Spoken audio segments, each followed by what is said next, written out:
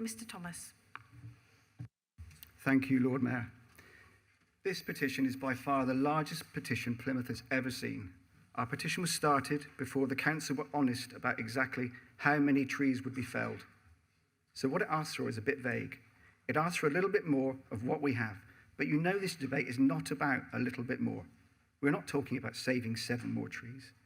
We've been calling to save as many trees as possible, and the revised plan is clearly nowhere near this. We polled our signatories and 93% said they wanted at least 100 trees saved. 12,000 people who love this city and its trees have made it clear that felling the majority of the trees in Armada Way is completely unacceptable. And what you have done in response to this unprecedented groundswell of anger and passion shown by your constituents, you put your fingers in your ears, you doubled down, and you refused to listen to any genuine concerns. You revise your plan behind closed doors with no input from stakeholder groups.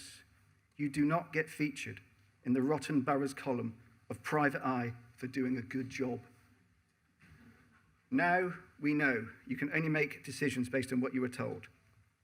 Unfortunately, it seems the unelected officers have been abusing their influence. The wording used by the team to inform you, the decision makers, as well as the public, has been misleading and, in some cases, patently false. Claims that the trees and the condition of the soil are so bad that they all need removing is not only rubbish, it is not evidenced by your tree survey.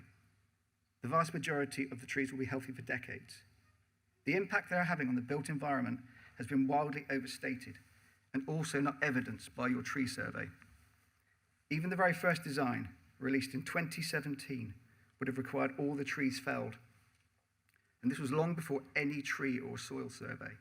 The street drinkers and criminals, the wrong types of trees, they're all in a bad and decaying way. The roots are growing up.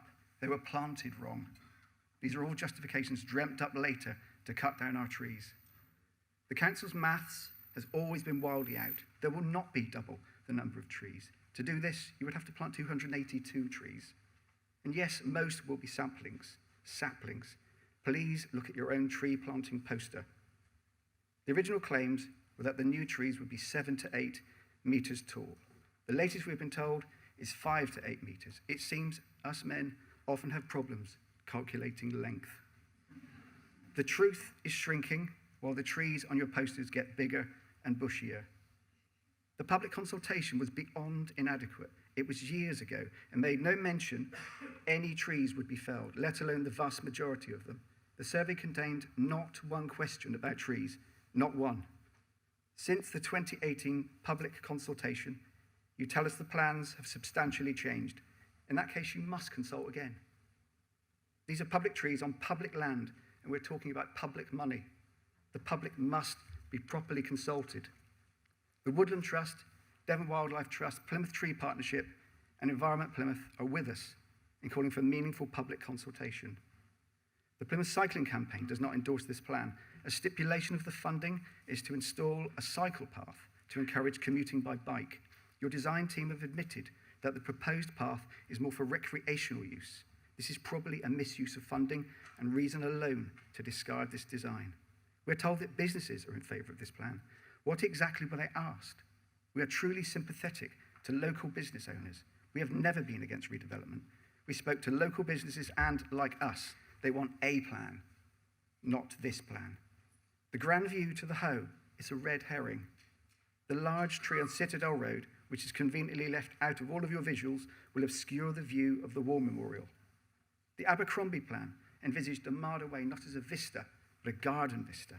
Could a solution to keeping trees and achieving this garden vista be as simple as a raised platform, a tourist attraction near North Cross, which allows a view over the trees?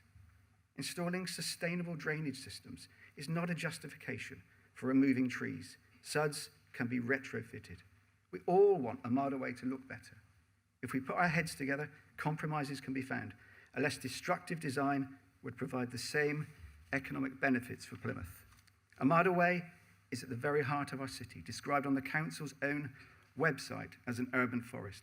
It is designated by the council as a green corridor, a leafy sanctuary of much-loved mature trees. It is shade from the sun in the summer. It's protection from wind and rain in the winter. A popular place to stop and rest with a friend. It is the green and the grey, a haven for wildlife, a corridor for birds and bats. Yes, it could do with a tidy up, and nobody disputes this. Unfortunately, your narrative is either this design or the death of the city centre. The choice is not binary. The design must start with the trees. Let's make our motorway look great, but stay green. Please listen to the people of Plymouth and save our beloved trees. Thank you.